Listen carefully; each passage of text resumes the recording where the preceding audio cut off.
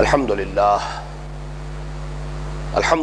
وکفا والصلاة والسلام علی عباده الذین اصطفى خصوصا علی افضلہم وخاتم النبیین محمد الامین وعلی آلہ وصحبہ اجمعین اما بعد فاعوذ باللہ من الشیطان الرجیم بسم اللہ الرحمن الرحیم یسبح للہ ما فی السماوات وما فی الارض الملک القدوس العزیز الحکیم هو الذی بعث فی الامیین رسولا منہم یتلو علیہم آیاتہ ویزکیہم ویعلمہم الکتاب والحکمہ وَإِن كَانُوا مِن قَبْلُ لَفِي ضَلَالٍ مُبِينٍ وَآخَرِينَ مِنْهُمْ لَمَّا يَلْحَقُوا بِهِمْ وَهُوَ الْعَزِيزُ الْحَكِيمُ ذَلِكَ فَضْلُ اللَّهِ يُؤْتِيهِ مَن يَشَاءُ وَاللَّهُ ذُو الْفَضْلِ الْعَظِيمِ مَثَلُ الَّذِينَ حُمِّلُوا التَّوْرَاةَ ثُمَّ لَمْ يَحْمِلُوهَا كَمَثَلِ الْحِمَارِ يَحْمِلُ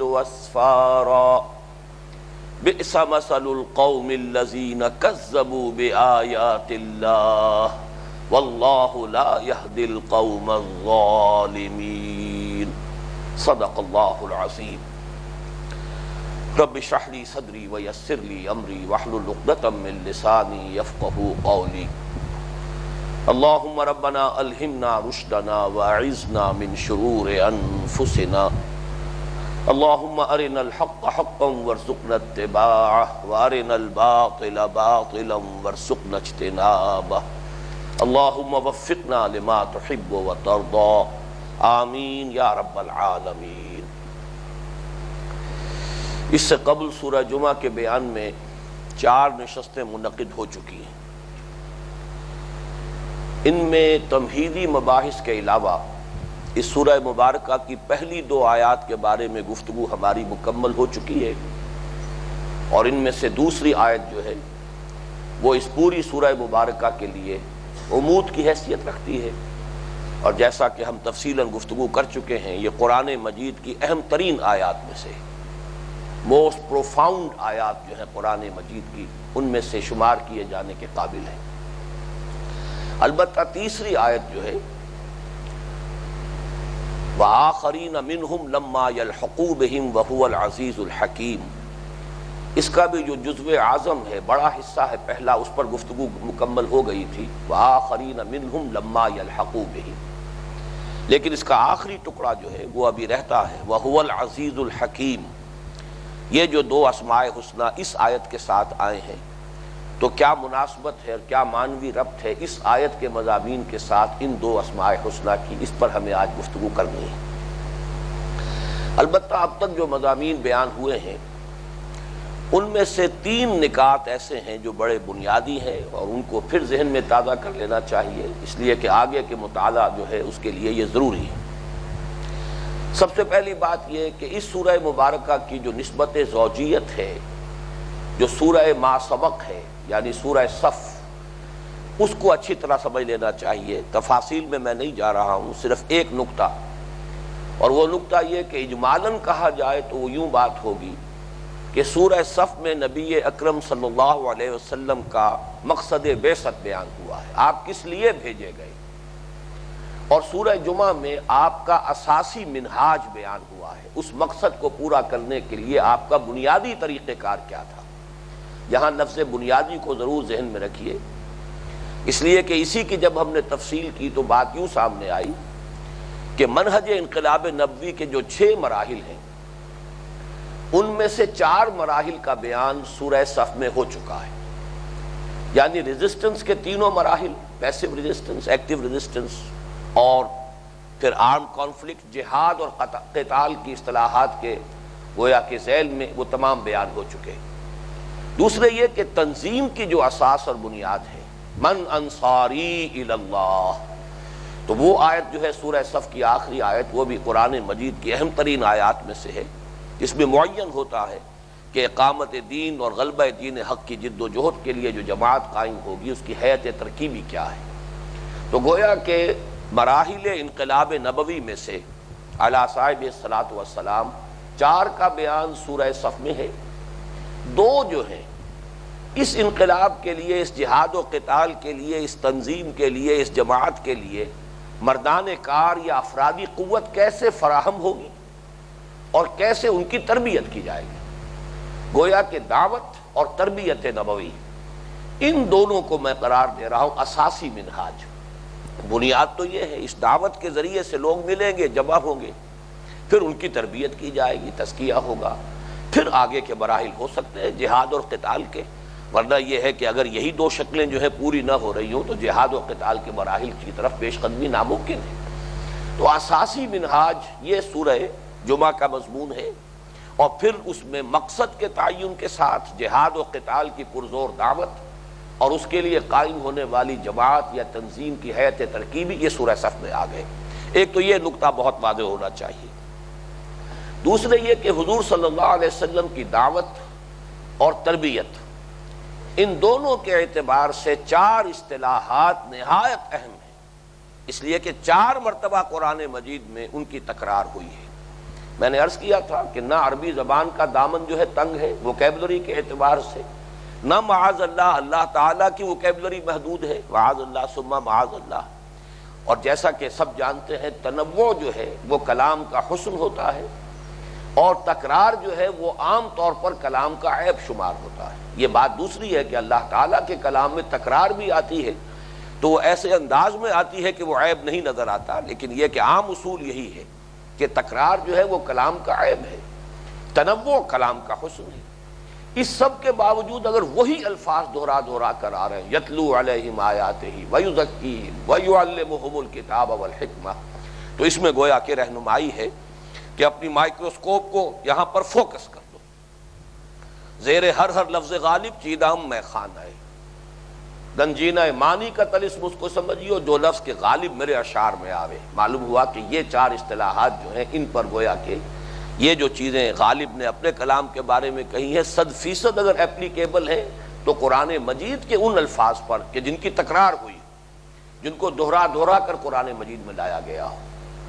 تیسرا نقطہ جس کو ذہن میں تازہ کر لیجیے، اور وہ یہ ہے کہ حضور کی بعثت جو ہے دوہری بعثت ہے. حضور کی ایک بعثت خصوصی ہے، اس کے لیے معین کیا گیا بعث فی الامیین رسولا منہم. یہ بعثت خصوصی ہے امیین کے لیے، خود آپ بھی انہی میں سے تھے، اور اس بعثت خصوصی کے جملہ فرائض آپ نے بنفس نفیس خود ادا کیے، اتمام حجت خود کیا ہے. لیکن دوسری بعثت آپ کی بعثت عمومی ہے، اور یہ ہے پوری نوع انسانی کی طرف، جسے کہ یہاں آخرین سے تعبیر کیا گیا ہے. وآخرین منہم هو الذی بعث فی الامیین رسولا منہم وآخرین منہم لما یلحقوا بہم. یہ 2 حصے گویا کہ امت محمد صلی اللہ علیہ وسلم کے ہیں. اس میں سے جہاں تک پہلی بات ہے کہ حضور کی بعثت پوری نوع انسانی کے لیے ہے، اس کے لیے قرآن مجید کی 4 آیات محکمات ہیں کہ جن کو یاد رکھنے کی ضرورت ہے. مثلا سورہ سبا کی آیت نمبر 28، وَمَا أَرْسَلْنَاكَ إِلَّا كَافَّةً لِلنَّاسِ بَشِيرًا وَنَذِيرًا. یہ تو بالکل واضح ہے، صریح ہے، نص قطعی ہے، اس میں تو کسی شک و شبے کی گنجائش نہیں. سورہ انبیاء کی آیت 107، وَمَا أَرْسَلْنَاكَ إِلَّا رَحْمَةً لِلْعَالَمِينَ، تمام جہانوں کے لیے. البتہ اس سے مراد کیا ہے؟ تمام جہان والوں کے لیے. اس لیے کہ یہ قاعدہ ہے کہ عربی زبان میں کبھی ظرف کو جمع لا کر اصل میں مظروف کی جمع مراد ہوتی ہے. عالم میں جتنے بسنے والے ہیں ان سب کی جمعیت. عالمین جمع لفظاً جو ہے وہ عالمین کی آئی ہے، عالم کی جمع، لیکن مراد ہے اصل میں عالم میں بسنے والے سب. جمع در حقیقت اس کا رخ جو ہے وہ مظروف کی طرف ہے، ظرف کی طرف نہیں. یہی کیفیت ہے سورہ فرقان کی آیت نمبر 1 میں، تبارک الذی نزل الفرقان علی عبدہ لیکون للعالمین نذیرا. بڑی بابرکت ہے وہ ذات کہ جس نے اپنے بندے پر صلی اللہ علیہ وسلم الفرقان نازل کیا تاکہ وہ تمام جہانوں کے لیے، یعنی تمام جہان والوں کے لیے خبردار کرنے والے ہو جائیں. گویا کہ حضور جو ہیں نذیر بن کر آئے ہیں، مبشر بن کر آئے ہیں، تو پوری نوع انسانی کے لیے. چوتھی آیت سورہ اعراف کی ہے، آیت نمبر 158، یا ایھا الناس انی رسول اللہ الیکم جمیعا. اے لوگو میں اللہ کا رسول ہوں تم سب کی طرف. تو یہ جو 4 آیات ہیں، یہ آیات محکمات، اس نے معین کر دیا کہ حضور، اور یہ بھی ذہن میں رکھیے، یہ میں تکمیل رسالت کا جب مضمون ہو رہا تھا سورہ صف کی مرکزی آیت کے ضمن میں، هو الذی ارسل رسولہ بالہدی ودین الحق لیظہرہ علی الدین کلہ، اور میں نے عرض کیا تھا کہ یہ ختم نبوت اور تکمیل رسالت پر میرے نزدیک قرآن مجید کی اہم ترین آیت یہ ہے۔ میں اب دوبارہ اس کو دہراؤں گا نہیں، وہ تو جن حضرات کو اس سے دلچسپی ہو وہ اسی کا کیسٹ دوبارہ سن سکتے ہیں، لیکن یہاں صرف یہ عرض کرنا ہے کہ آپ واحد رسول ہیں اللہ کے، پہلے بھی اور آخری بھی، اس اعتبار سے کہ پوری نوع انسانی کی طرف بعثت صرف آپ کی ہوئی۔ یہ میرے جو مضمون کل چھپا تھا نوائے وقت میں، اور اس کی قسط ثانی جو ہے کل آ رہی ہے، آنے والی کل، اس میں یہ مضمون میں نے مزید وضاحت کے ساتھ بیان کیا ہے۔ بہرحال یہ نوٹ کیجئے کہ یہ جو بات ہے کہ حضور صلی اللہ علیہ وسلم کی بعثت جو ہے وہ پوری نوع انسانی کے لیے ہے۔ اب اس کو یوں سمجھیے کہ اس کا جو ٹکڑا بیان ہو رہا ہے، هو العزیز الحکیم، وہ زبردست ہے اور کمال حکمت والا۔ یہ 2 اسماء پہلے بھی آئے، پہلی آیت بھی ختم ہوئی ہے انہی پر، یسبح للہ ما فی السماوات وما فی الارض الملک القدوس العزیز الحکیم، دوبارہ پھر یہاں پر العزیز الحکیم آ رہا ہے۔ تو آخر کوئی ربط ہے اس آیت کے مضامین سے، اس کو خاص طور پر تلاش کیجئے۔ سب سے پہلی بات، العزیز، اللہ زبردست ہے، جو چاہے کر گزرنے والا ہے۔ اس میں در حقیقت یہود کے اس زعم کی نفی ہو رہی ہے کہ وہ استحقار کی نظر سے دیکھتے تھے امیین کو، نفرت کے ساتھ، اجڑ، گنوار، ان پڑھ، نہ ان کے پاس کوئی کتاب ہے، نہ ان کے پاس کوئی شریعت ہے، جاہل لوگ ہیں۔ ویسے بھی ظاہر بات ہے کہ یہ لوگ بت پرستی میں مبتلا تھے، تو یہود کے ہاں کم سے کم یہ ہے کہ عقیدے کی حد تک جو ہے توحید برقرار تھی۔ ان مختلف پہلوؤں سے یہ جینٹائلز اور یہ گوئمز، یہ جو الفاظ وہ استعمال کرتے ہیں، یہ اپنی برتری کے لیے اور ان کی نفرت اور ان کے استحقار کے لیے۔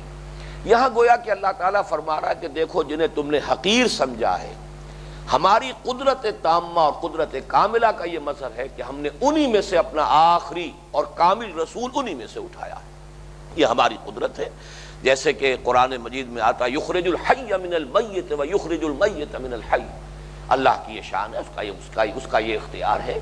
جیسے سورہ حدید میں ہم پڑھیں گے اعلموا ان اللہ یحیی الارض بعد موتہا، دیکھو اللہ کی قدرت یہ ہے، وہ زمین مردہ ہوتی ہے اسے دوبارہ زندہ کر دیتا ہے۔ تو گویا کہ وہ لوگ جن کو تم روحانی اعتبار سے، علمی اعتبار سے، دینی اعتبار سے مردہ تصور کر رہے تھے، اللہ تعالیٰ نے انہی میں سے ایسی عظیم الشان امت برپا کی ہے، ان میں ایسا عظیم الشان رسول بھیج دیا ہے۔ تو هو الذی بعث فی الامیین رسولا منہم، اس لیے کہ یہ اللہ کی قدرت کاملہ ہے، یہ در حقیقت یہ اس کا اختیار مطلق ہے، جہاں سے چاہے جس کو چاہے منتخب کر لے۔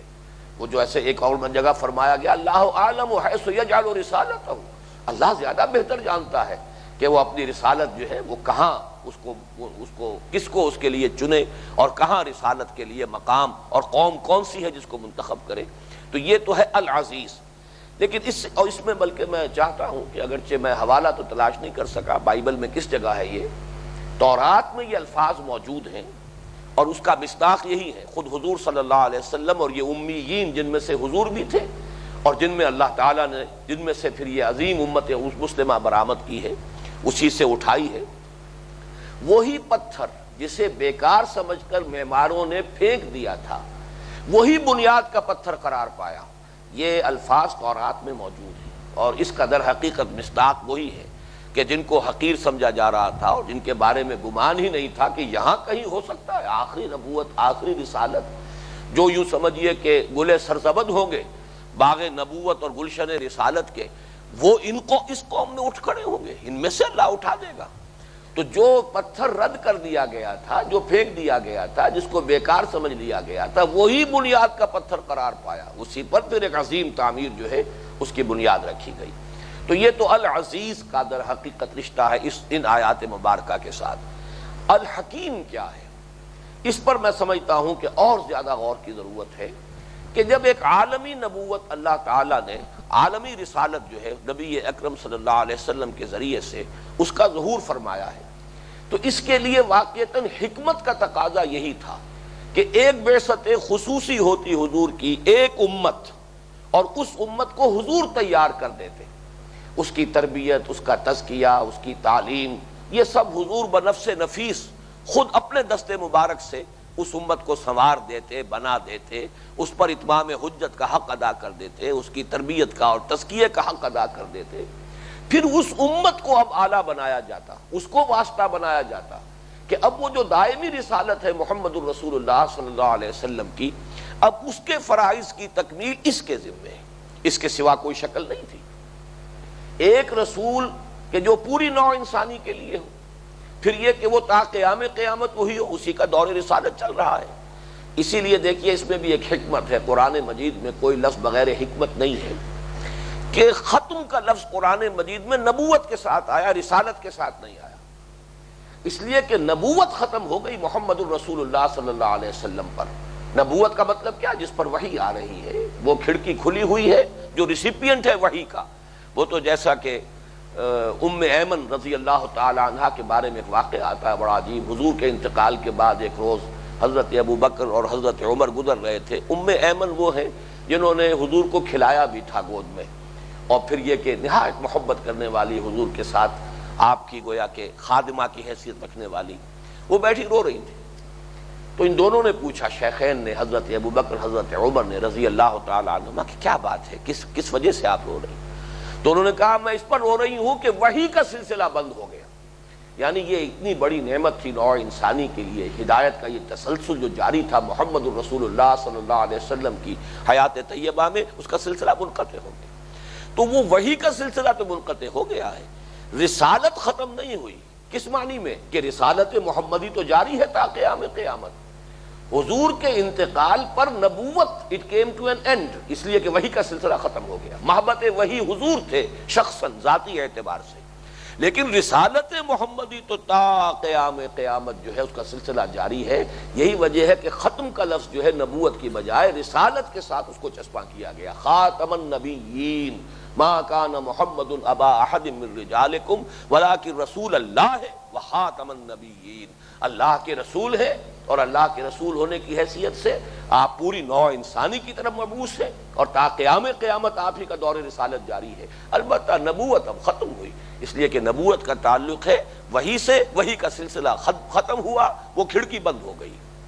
بہرحال اب اس میں حکمت کا تقاضا یہی تھا کہ هو الذی بعث فی الامیین رسولا منہم، پہلی بعثت آپ کی جو ہے امیین ہی میں سے، اور خود آپ بھی ان میں سے تھے، اور انہی کے لیے بعثت ہے۔ البتہ اب اس امت کے ذمے لگا دیا گیا۔ اب یہ ذہن میں تازہ کر لیجئے کہ وہ جو ہم پڑھ چکے ہیں سورہ حج کے آخری رکوع میں، یہ جو ہمارا حصہ چل رہا ہے، حصہ چہارم، یہ جو منتخب نصاب کا، اس کا پہلا درس جو ہے سورہ حج کا آخری رکوع تھا۔ اس میں جو فرمایا گیا کہ در حقیقت مقصود کیا ہے، لِيَكُونَ الرَّسُولُ شَهِيدًا عَلَيْكُمْ وَتَكُونُوا شُهَدَاءَ عَلَى النَّاسِ، یہ ہے در حقیقت حکمت خداوندی کا ایک تقاضا، جس کے تحت عالمی رسالت اور ابدی رسالت کے لیے یہی طریقہ موزوں تھا جو حکمت خداوندی نے اختیار کیا، کہ ایک امت کو حضور نے تیار کر دیا صلی اللہ علیہ وسلم، اور اب اس امت کے ذمے ہے کہ اب تم پہنچاؤ پوری نوع انسانی تک۔ جیسے کہ خطبہ حجۃ الوداع کے اختتام پر آپ نے جب سوالات کیے تھے، الا هل بلغت، لوگوں دیکھو میں نے پہنچانے کا حق ادا کر دیا یا نہیں، اور پورے مجمع نے بیک زبان یہ گواہی دی تھی، انا نشہد انک قد بلغت وادیت ونصحت، ہاں حضور ہم گواہ ہیں، آپ نے حق تبلیغ ادا کر دیا، حق امانت ادا کر دیا، حق خیر خواہی ادا کر دیا۔ ایک اور روایت میں 4 الفاظ ہیں، انا نشہد انک قد بلغت الرسالۃ وادیت الامانۃ ونصحت الامۃ وکشفت الغمۃ، ہاں حضور ہم گواہ ہیں، آپ نے تبلیغ کا حق ادا کر دیا، رسالت کی تبلیغ کا حق ادا کر دیا، امانت کی ادائیگی کا حق ادا کر دیا، امت کی خیر خواہی کا حق ادا کر دیا، اور تاریکی کے پردوں کو چاک کرنے کا حق ادا کر دیا۔ پھر آپ نے ایک تو اللہ تعالیٰ سے خطاب کیا، آسمان کی طرف نگاہ اٹھائی، انگشت شہادت سے اشارہ کیا، پہلے آسمان کی طرف پھر لوگوں کی طرف، اللہم اشہد 3 مرتبہ دہرایا، اے اللہ تو بھی گواہ رہے، میرا فرض منصبی ادا ہو گیا، مجھے انہی تک پہنچانا تھا، میں نے پہنچا دیا، یہ گواہ ہیں۔ اور اس کے بعد فرمایا فَلْيُبَلِّغِ الشَّاهِدُ الْغَائِبَ، اب پہنچائیں وہ جو یہاں ہیں ان کو جو یہاں نہیں ہے، اور جو یہاں نہیں ہے اس میں وہ بھی آ گئے جو اس وقت دنیا میں آباد تھے، اور بہرحال ان تک حضور کا پیغام ابھی نہیں پہنچا تھا۔ ابھی دعوت و تبلیغ محمدی صلی اللہ علیہ وسلم کا سلسلہ حقیقت کے اعتبار سے تو عرب سے باہر گیا ہی نہیں تھا، اس لیے کہ صرف خطوط لکھنے سے تو اتمام حجت نہیں ہو جاتا۔ قیصر کے نام خط، کسریٰ کے نام خط، حضور صلی اللہ علیہ وسلم کی 23 برس کی محنت شاقہ ہے جزیرہ نماء عرب میں، تب کہیں جا کر وہ اتمام جو ہے حجت قائم کرنے کا جو حق ہے وہ پورا ہوا ہے۔ تو ظاہر بات ہے محض خطوط سے تو وہ اتمام حجت نہیں ہو جاتا، یہ تو اب امت کو کرنا ہے۔ تو بقیہ پوری نوع انسانی کے لیے بھی، اور پھر یہ کہ ابد الآباد تک جو بھی نسلیں آنے والی ہیں نسل آدم کی، ان سب کے لیے ذمہ داری اب تمہاری ہے۔ یہ مضمون جو ہے جیسا کہ میں نے عرض کیا ہم پہلے پڑھ چکے ہیں، لیکن ہمیں اس منتخب نصاب کے دوران جو اس میں کراس ریفرنسز آتے ہیں ان کے حوالے سے اپنی بات کو اور تازہ کرتے رہنا چاہیے۔ اور یہی بات جو ہے مزید اس میں اضافہ کر لیں کہ جیسا کہ اصول میں نے بارہا عرض کیا ہے کہ اہم مضامین قرآن مجید میں 2 جگہ ضرور آئیں گے، اور بالعموم ترتیب تھوڑی سی بدل جاتی ہے۔ چنانچہ اس کی مثال ہے جو سورہ بقرہ میں جو آیت مبارکہ نازل ہوئی ہے دوسرے پارے کے شروع میں، وَكَذَلِكَ جَعَلْنَاكُمْ أُمَّةً وَسَطًا لِتَكُونُوا شُهَدَاءَ عَلَى النَّاسِ وَيَكُونَ الرَّسُولُ عَلَيْكُمْ شَهِيدًا۔ مسلمانوں سمجھ لو، اپنی اہمیت کو سمجھو، اپنے فرض منصبی کو سمجھو، اپنے مقام اور مرتبے کا شعور حاصل کرو۔ ہم نے تمہیں امت وسط بنایا ہی اس لیے ہے کہ تم گواہی دو پوری نوع انسانی پر اور رسول گواہی دیں تم پر۔ تو جیسے انہوں نے اتمام حجت کیا ہے تم پر، اب تمہیں کرنا ہے پوری نوع انسانی پر۔ تو یہ ہے اصل میں وہ حکمت بالغہ اللہ تعالیٰ کی کہ جس کے تحت حضور نے جو خود سورہ انعام میں فرمایا گیا وَأُوحِيَ إِلَيَّ هَذَا الْقُرْآنُ لِأُنذِرَكُم بِهِ وَمَن بَلَغَ، لوگوں میری جانب یہ قرآن وحی کیا گیا ہے تاکہ میں خبردار کر دوں تمہیں اس کے ذریعے سے، اور جس کو بھی یہ پہنچ جائے، جس کو بھی قرآن پہنچ گیا، گویا کہ انذار محمدی صلی اللہ علیہ وسلم کا حق ادا ہو گیا۔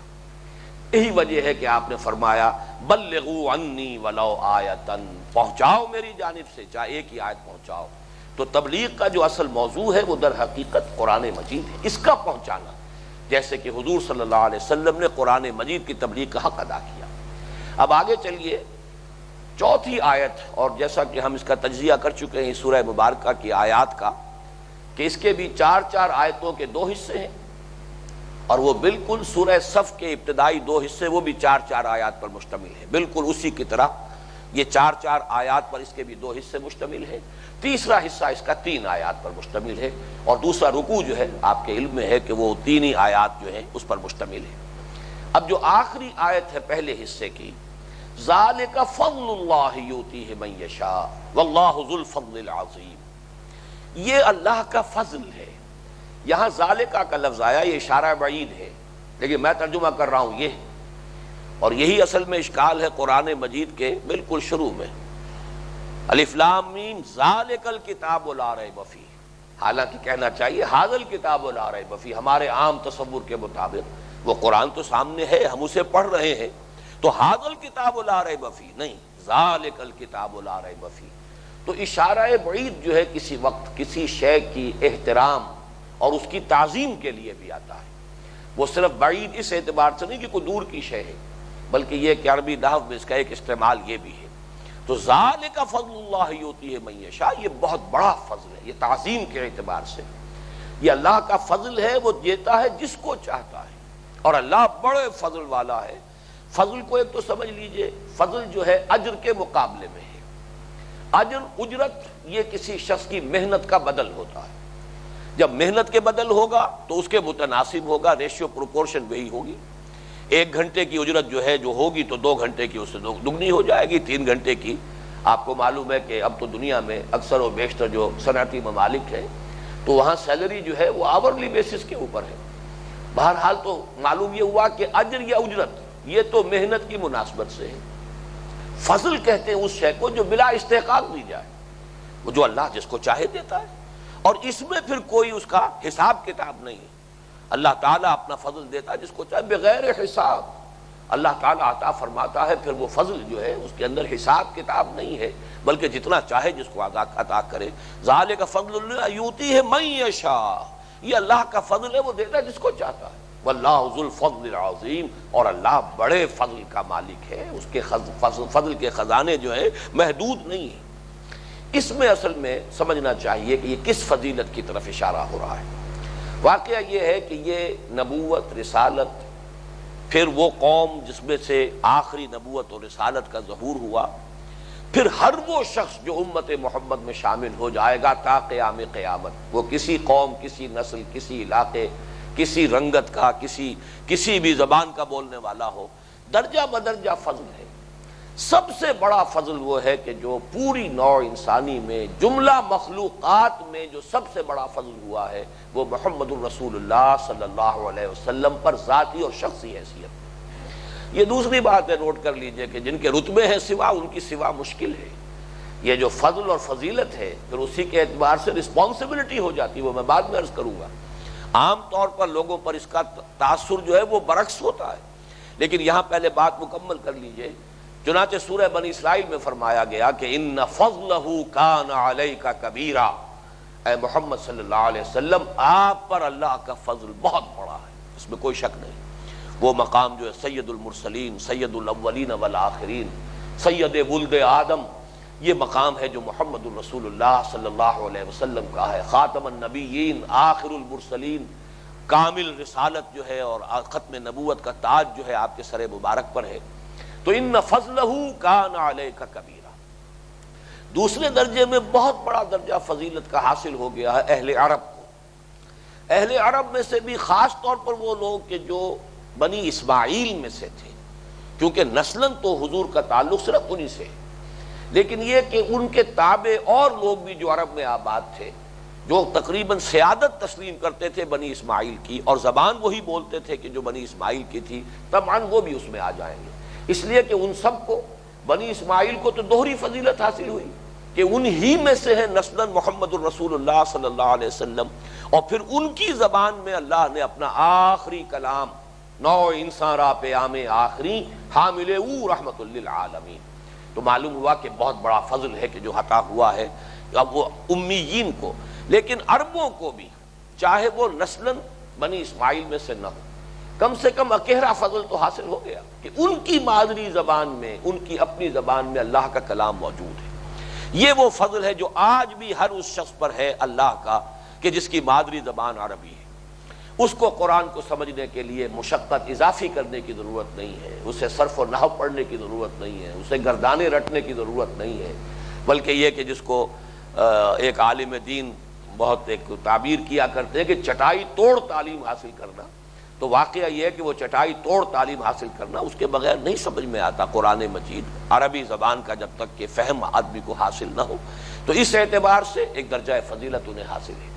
البتہ اس کے بعد جو بھی جس کی بھی قسمت یاوری کرے، جو بھی امت محمد صلی اللہ علیہ وسلم میں شامل ہو گیا، جو شامل ہو گیا از خود، اس کا تو رتبہ بہت بڑا ہے، لیکن جو نسلاً پیدا ہو گیا اس کو بھی تو اللہ نے ایک فضیلت عطا کر دی ہے، پیدائشی طور پر ایک فضیلت حاصل ہو گئی ہے کہ وہ نبی اکرم صلی اللہ علیہ وسلم کی امت میں پیدا ہوا۔ یہ ہے ذالک فضل اللہ یؤتیہ من یشاء واللہ ذو الفضل العظیم۔ یہ بہت بڑا فضل ہے اللہ کا، وہ جس کو چاہتا ہے دیتا ہے، اور اللہ بڑے فضل کا مالک ہے۔ اب جو بات میں عرض کر رہا تھا کہ جس کو کہا جاتا ہے انگریزی میں آئرنی آف فیٹ، یہ ستم ظریفی ہے، قسمت کی ستم ظریفی عام طور پر ہم کہتے ہیں، لیکن یہ کہ ہم اسے قسمت کی طرف جو ہے منسوب نہ کریں، لوگوں کے طرز عمل کی یہ ستم ظریفی ہے کہ بجائے اس کے کہ اس فضیلت کا جو اصل مقصد ہے اس کو سمجھیں کہ ہماری ذمہ داری بڑی ہے، ہمیں منصب بڑا ملا ہے تو ذمہ داری، رسپانسبلٹی بھی بڑی ہے، اور جب درجہ بڑا ہے تو اگر اس میں کوتاہی کریں گے تو سزا بھی بڑی ہوگی۔ اس کی بجائے ہوتا یہ ہے کہ غرہ پیدا ہو جاتا ہے، ظلم پیدا ہوتا ہے، ہم بڑے چہیتے ہیں، بڑے لاڈلے ہیں، بڑے فضیلت والے ہیں، ہم چما دیگرے نے اس پوری دنیا میں ہمارے برابر کا کوئی نہیں ہے، تو ہمارے ساتھ تو ترجیحی سلوک ہونے چاہیے، جس کو وہ اقبال نے کہا ہے کہ عمل سے فارغ ہوا مسلمان بنا کے تقدیر کا بہانہ۔ یہاں یہ تقدیر کی بجائے لفظ تفضیل لے آئیے، تو عمل سے فارغ ہوا مسلمان بنا کے تفضیل کا بہانہ اپنی فضیلت امت مسلمہ میں اور امت محمد میں ہونے کے بنا پر صلی اللہ علیہ وسلم اپنے لیے ایک یوں سمجھیے کہ ترجیحی سلوک اللہ تعالیٰ کے ہاں اس کی توقع رکھنا، یہ ہے کہ لینے کے دینے پڑ گئے، بجائے اس کے کہ اس فضل اور فضیلت سے فائدہ حاصل ہوتا، اس کا الٹا اس کو لوگ اپنے لیے نقصان دہ بنا لیتے۔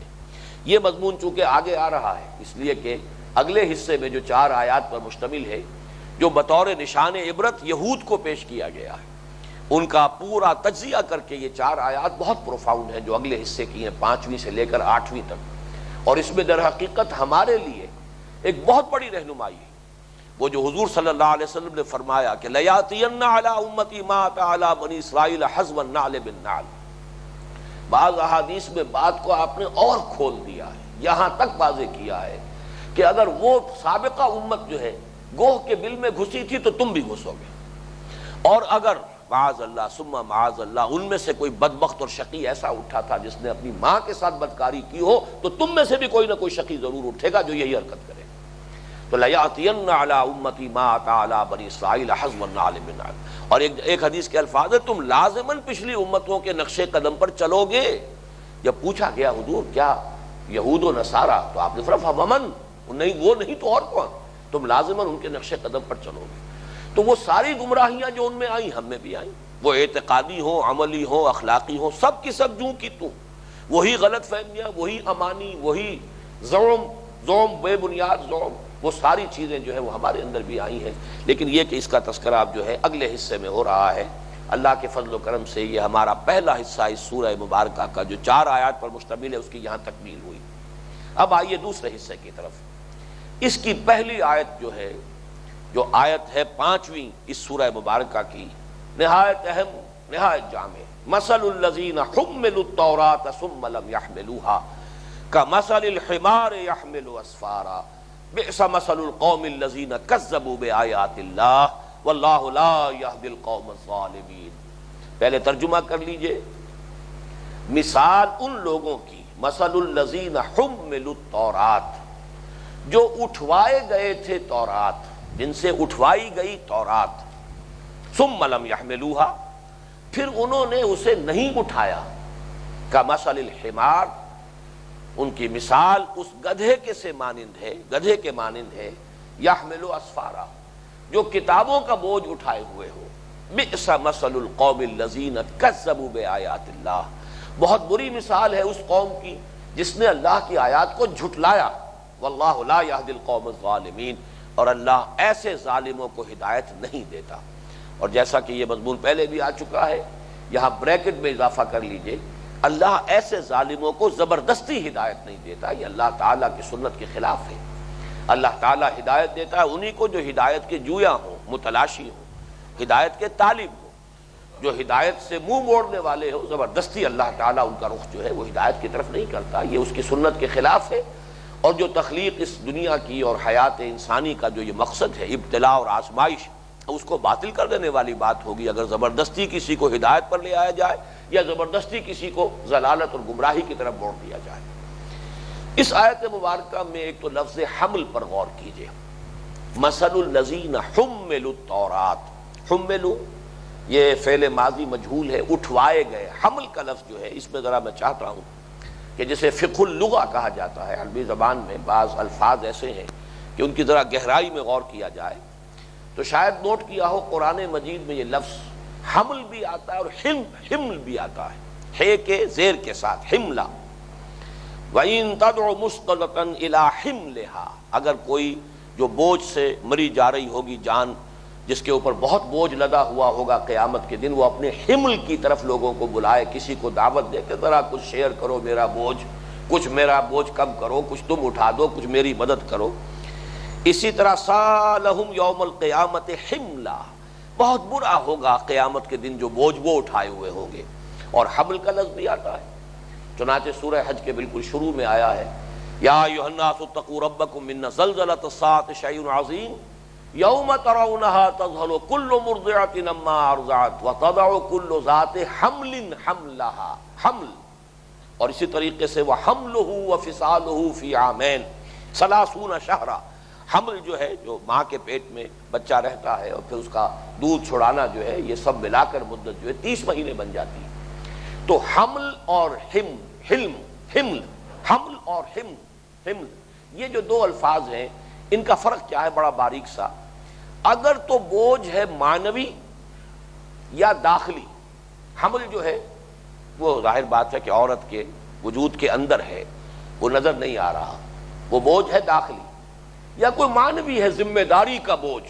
مثل الذین حملوا التوراۃ، یہاں پر جو حمل ہے وہ ایک ذمہ داری کا بوجھ ہے، کسی کوئی فزیکل بوجھ نہیں ہے، کوئی جسمانی بوجھ نہیں ہے.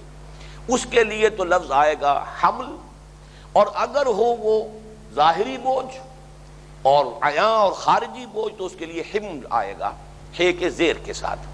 لیکن جہاں تک فعل کا تعلق ہے، حمل یحمل، یہ دونوں در حقیقت ان دونوں بوجھوں کے لیے فعل جو ہے یہی ایک استعمال ہوتا ہے. اب اس سے اگر اس کا ایک تقابل کیجئے اسر کے ساتھ. حمل وہ بوجھ ہے، حمل ہو یا حمل ہو، وہ بوجھ ہے کہ جس کو لے کر انسان چل سکتا. اسر وہ بوجھ ہے کہ جو انسان جس کے تلے دب کر رہ جائے، چل نہ سکے. چنانچہ سورہ بقرہ کی جو آخری آیت ہے، جو عظیم ترین دعاؤں میں سے جو قرآن مجید میں وارد ہوئی ہے، ربنا ولا تحمل علینا اسرا کما حملتہ علی الذین من قبلنا، اے اللہ ہم پر ایسا بوجھ نہ ڈال دیجو کہ جس کو ہم اٹھا نہ سکیں، جس کو لے کر چل نہ سکیں. تو لے کر چلنا جو ہے یہ حمل کے اندر یہ جو لفظ ہے اس کے اندر مضمر ہے، ایسا بوجھ جس کو کہ اٹھا کر چل سکے انسان، جو انسان کو روک نہ دے، انسان کی حرکت اور اس کی جد و جہد کے لیے ایک بریک کا کام نہ دے رہا ہو، بلکہ یہ کہ اس کو لے کر انسان چل سکے. اور اسی میں در حقیقت حمال کا لفظ سمجھیے، بوجھ اٹھا کر چلنے والا، کسی ایک جگہ سے دوسری جگہ لے کر جانے والا. اس اعتبار سے نوٹ کیجئے کہ مثل الذین حملوا التوراۃ ثم لم یحملوها، مثال اس قوم کی کہ جو حامل بنائی گئی، جس سے حمل جو ہے اٹھوایا گیا، بوجھ اٹھوایا گیا، ذمہ داری جس پر ڈالی گئی تورات کی، اور پھر اس نے اپنی ذمہ داری کو ادا نہ کیا. تو یہ ذمہ داریاں اب دو قسم کی ہوئیں. ایک ذمہ داری تو یہ ہے کہ جو ذاتی طور پر آپ کو پوری کرنی ہے، اس کتاب پر ایمان، اس کتاب کی تلاوت، اس کتاب کا علم حاصل کرنا، اس کتاب پر عمل کرنا. یہ تو ظاہر بات ہے کہ ہر شخص کے اوپر انفرادی طور پر یہ ذمہ داری عائد ہو گئی. یہ اللہ کی کتاب ہے، آپ کو دی گئی ہے، آپ پر لازم ہے کہ اس پر ایمان رکھے، اس کی تعظیم کرے. آپ پر لازم ہے کہ اس کی تلاوت کا حق ادا کرے. آپ پر لازم ہے کہ اس کو سمجھے. آپ پر لازم ہے کہ اس پر عمل کرے. یہ چار ذمہ داریاں جمع کر لیجئے، یہ تو خود ہر فرد کے اوپر لازم ہو گئی کہ اپنی ذات کی حد تک اسے یہ چار کام کرنے ہیں. اگلی ذمہ داری وہ ہے کہ جو اس لفظ کے ساتھ زیادہ مناسبت رکھتی ہے، اسے دوسروں تک پہنچانا. یہ ہے در حقیقت وہ ذمہ داری. اور اس کے اعتبار سے نوٹ کیجیے کہ یہ آیت مبارکہ اگرچہ یہاں تذکرہ تو ہے یہود کا، لیکن یہ تو خوشتراں باشد کے سر دلبراں گفتہ آیت در حدیث دیگرہ، یہ تو ہمارے لیے تمہید ہے. ہمیں بتایا جا رہا ہے بری مثال ہے، یہ نشان عبرت ہے، دیکھ لو ان کو، تم کہیں ایسا نہ ہو کہ تم بھی وہی روش اختیار کر لو. تو اس میں ہمیں یہ سوچنا چاہیے کہ یہود کے مقابلے میں کہ جو ذمہ داری ان پر تھی، جو تورات کے بارے میں ذمہ داری ان پر ڈالی گئی تھی، اس کے مقابلے میں قرآن مجید کے ضمن میں جو ذمہ داری اس امت مسلمہ پر آئی ہے وہ 1000 گنا زیادہ نہیں تو 100 گنا زیادہ ضرور ہے. اس کی وجہ کیا ہے؟ یہود کی بعثت پوری نوع انسانی کی طرف نہیں تھی، نہ تورات پوری نوع انسانی کے لیے نازل ہوئی. فآتینا موسیٰ الکتاب وجعلناہ ھدی لبنی اسرائیل، ہم نے موسیٰ کو کتاب عطا کی تھی اور اسے ہدایت نامہ بنایا تھا بنی اسرائیل کے لیے. یہ سورہ بنی اسرائیل کے بھی بالکل آغاز میں ہے. وآتینا موسیٰ الکتاب فلا تکن فی مریۃ من لقائہ وجعلناہ ھدی لبنی اسرائیل، یہ سورہ سجدہ کے اندر موجود ہے. تو بار بار قرآن مجید میں آتا ہے کہ تورات پوری نوع انسانی کے لیے ہدایت نامہ بن کر نہیں آئی، صرف بنی اسرائیل کی. اس اعتبار سے ان پر جو ذمہ داری تھی وہ صرف اپنی اس قوم تک تبلیغ کا حق ادا کرنا، یہ گویا کہ اس کے علماء کا فرض منصبی تھا. چنانچہ قرآن مجید میں دیکھیے اس کا تذکرہ موجود ہے سورہ آل عمران کی آیت نمبر 187 میں. وَإِذْ أَخَذَ اللَّهُ مِيثَاقَ الَّذِينَ أُوتُوا الْكِتَابَ لَتُبَيِّنُنَّهُ لِلنَّاسِ وَلَا تَكْتُمُونَهُ فَنَبَذُوهُ وَرَاءَ ظُهُورِهِمْ وَاشْتَرَوْا بِهِ ثَمَنًا قَلِيلًا فَبِئْسَ مَا يَشْتَرُونَ. اور یاد کرو جب کہ اللہ تعالیٰ نے ان لوگوں سے ایک عہد لیا تھا جنہیں کہ کتاب عطا کی گئی، تم اسے لازماً واضح کرو گے، تبیین کرو گے، اس کی وضاحت کرو گے، اسے کھول کر بیان کرو گے لوگوں کے لیے، اور اسے چھپاؤ گے نہیں. حالانکہ یہود کے علماء کا طرز عمل اس کے بالکل برعکس رہا. تجعلونہ قراطیس تبدونہا وتخفون کثیرا، اس کے اجزاء کر دیے، پارا پارا علیحدہ کر دیا اور اس کے اکثر کو چھپایا اور کچھ تھوڑا سا حصہ ظاہر کیا. اور یہ کہ انہوں نے اپنے آپ کو ایک طبقہ بنانے کے لیے، ایک مذہبی طبقہ جو سیادت اور جو چودراہٹ حاصل ہوتی ہے اس کی وجہ سے اس کے علم کو محدود رکھا.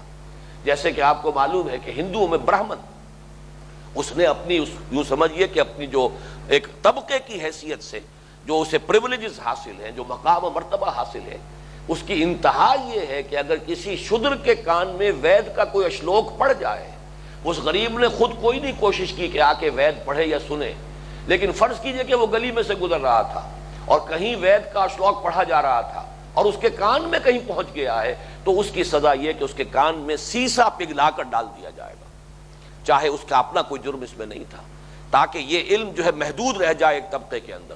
اور جہاں بھی ایک مذہبی طبقہ وجود میں آ جاتا ہے، جہاں کلرجی وجود میں آ جائے گی، جہاں کوئی پریسٹ کلاس وجود میں آ جائے گی، یہ اس کا ایک فطری ٹینڈنسی ہوگی، یہ اس کا ایک منطقی نتیجہ ہے کہ پھر وہ علم کو محدود رکھنے کی کوشش کرتے ہیں، اسے پھیلاتے نہیں، عام نہیں کرتے. اس لیے کہ اسی پر تو ان کی سیادت کا، چودراہٹ کا، قیادت کا، ان کی دست بوسی ہوتی ہے تو اسی بنیاد پر ہوتی ہے. ان کے ہاتھ چومے جاتے ہیں تو اسی لیے چومے جاتے ہیں. کوئی آئے گا، ان سے سوال کرے گا، ان سے فتویٰ پوچھے گا، اب ظاہر بات ہے کہ ان کی ایک حیثیت ہے، کوئی نہ کوئی نذرانہ پیش کرے گا، اس سے ان کے مفادات وابستہ ہیں. تو یہاں جو فرمایا وَإِذْ أَخَذَ اللَّهُ مِيثَاقَ الَّذِينَ أُوتُوا الْكِتَابَ لَتُبَيِّنُنَّهُ لِلنَّاسِ وَلَا تَكْتُمُونَهُ فَنَبَذُوهُ وَرَاءَ ظُهُورِهِمْ وَاشْتَرَوْا بِهِ ثَمَنًا قَلِيلًا فَبِئْسَ مَا يَشْتَرُونَ. یہ جتنا بڑا جرم ہے، اب آپ اندازہ کیجئے کہ امت مسلمہ کو قرآن دیا گیا پوری نوع انسانی تک پہنچانے کے لیے. یہ تو اس سے یعنی میں پھر عرض کروں گا کہ 1000 گنا نہیں تو 100 گنا زیادہ بڑی ذمہ داری تو ہے. اور اگر ہم یہ جرم جو ہے کر رہے ہوں کہ اسے نہیں پھیلا رہے، نہیں پہنچا رہے، نہیں عام کر رہے، اس کی تبلیغ اور تبیین کا کوئی حق ادا نہیں کر رہے، تو بہت بڑی ذمہ داری ہے. اور یہ مثال جو یہاں دی گئی ہے، اس کو پھر 1000 یا 100 سے ضرب دے لیجیے اپنے لیے. مثل الذین حملوا التوراۃ ثم لم يحملوها كمثل الحمار يحمل اسفارا بئس مثل القوم الذین کذبوا بآیات اللہ واللہ لا یہدی القوم الظالمین. ذرا نوٹ کیجئے، گدھے کی مثال دی گئی ہے، اگرچہ طبیعت پر گرانی ہوتی ہے. قرآن مجید میں یہ بھی مثال ہے، بعض اور مواقع پر مردہ بھائی کا گوشت کھانے کی مثال سورہ حجرات میں ہم پڑھ آئے ہیں. طبع سلیم پر گراں گزرتی ہیں یہ مثالیں. حدیث میں جو آئی ہے مثال، وہ میں سمجھتا ہوں کہ اسی معاملے میں اور بھی چوٹی پر جا کر ہے. وہ سود کے بارے میں جو آئی ہے کہ اس ربا کے الربا 70 حوبا ایسرھا ان ينكح الرجل امه، اس سود کا جو گناہ ہے اس کے 70 حصے ہیں، جن میں سب سے ہلکا حصہ اس کے مساوی ہے کہ کوئی شخص اپنی ماں کے ساتھ بدکاری کرے. یہ جو تلمیحات آتی ہیں، یہ جو تشبیہات آتی ہیں، اس کی حکمت ہے کہ جب تک طبیعت کے اوپر ایک لرزش نہ آئے تو در حقیقت اس کے اندر جو بھی برائی ہے، جو خبث ہے اس شے کا، اس کی اصل حقیقت انسان پر منکشف نہیں ہوتی. جیسی شے ہے، جتنی شناعت اس میں ہے، جتنی خباثت اس میں ہے، جتنا گھناونا پن اس میں ہے، جب تک مثال کے اندر وہی گھناونا پن موجود نہ ہو اور اس سے طبیعت کے اندر جو ہے ایک دفعہ لرزش سی نہ آ جائے، تو اس سے جو مطلوب جو کیفیت ہے وہ پیدا نہیں ہوگی. تو فرمایا کمثل الحمار يحمل اسفارا بئس مثل القوم الذین کذبوا بآیات اللہ واللہ لا یہدی القوم الظالمین. اس میں ذرا ایک بات اور نوٹ کر لیجئے، اور وہ فقہ اللغہ ہی کے اعتبار سے یہ سفر کا مادہ جو ہے، اس سے 3 الفاظ آئے ہیں، تینوں قرآن مجید میں آئے ہیں. اس کا اصل مفہوم کیا ہے؟ سفر یا صفر، سین فے رے یہ مادہ ہے. اس کا اصل مفہوم ہے انکشاف، کسی چیز کا کھلنا، واضح ہونا، نمایاں ہونا. یہ انکشاف جو ہے اس مادے کا اصل مفہوم ہے. چنانچہ سب سے پہلے یہ لفظ روشنی کے لیے آتا ہے، اس لیے کہ روشنی ذریعہ بنتا ہے انکشاف کا، نور ذریعہ ہے انکشاف کا اور اظہار کا. چنانچہ وجوہ یومئذ مسفرۃ ضاحکۃ مستبشرہ، بہت سے چہرے ہوں گے اس دن روشن اور ان پر تبسم کی کیفیت طاری ہوگی، خوشیاں منا رہے ہوں گے. اسی طرح والصبح اذا اسفر، اور قسم ہے صبح کی جبکہ وہ روشن ہو جائے. اسی طرح سفر جو ہے، اس سے مراد سفر دنیا میں جان چلنا پھرنا، اس لیے کہ یہ سفر جو ہے یہ بھی حقائق کو جاننے کا ذریعہ بنتا ہے. یہاں بیٹھے ہوئے آپ نے کوئی تصور کسی ملک کا، کسی معاشرے کا کیا ہوا ہے تو شنیدہ کہ بہت مانند دیدہ، جب آپ جا کر دیکھتے ہیں تو حقیقت میں وہاں کی اصل نبض جو ہے اس پر آپ کا ہاتھ آتا ہے، آپ کو صحیح اندازہ ہوتا ہے. اسی لیے اس کو کہا گیا ہے فمن کان منکم مریضا او علی سفر فعدۃ من ایام اخر۔ اب یہ سفر وہ ہے کہ جس کو ہم عام طور پر اردو میں مستعمل ہے یہ لفظ سفر کرتے ہیں، اور صفر کا لفظ آتا ہے عربی زبان میں کتاب کے لیے۔ سفر کی جمع بھی اسفار ہے اور صفر کی جمع بھی اسفار ہے، چنانچہ تورات کی کتابوں کو کتابیں بھی کہا جاتا ہے، اسفار بھی کہا جاتا ہے۔ سفر ایوب، سفر فلاں، سفر پیدائش، یہ بک آف جینیسس جو پہلی کتاب ہے تورات کی، وہ سفر پیدائش کہلاتی ہے، بک آف جینیسس، اس لیے کہ اس سے بھی کتاب سے بھی آپ کو انکشافات ہوتے ہیں علمی، آپ کے علم میں اضافہ ہوتا ہے، آپ کا ذہن روشن ہوتا ہے۔ تو گویا کہ ان تینوں الفاظ کے اندر ایک ہی قدر مشترک ہے جس سے یہ سفر بھی ہے، جس سے سفر جو ہے روشنی کے معنی میں بھی ہے اور صفر کے معنی کتاب بھی ہے۔ اب وقت ختم ہو گیا ہے، اس مضمون کو اب اگلی نشست میں جاری رکھیں گے۔ بارک اللہ لی و لکم فی القرآن العظیم ونفعنی وإیاکم بالآیات والذکر الحکیم۔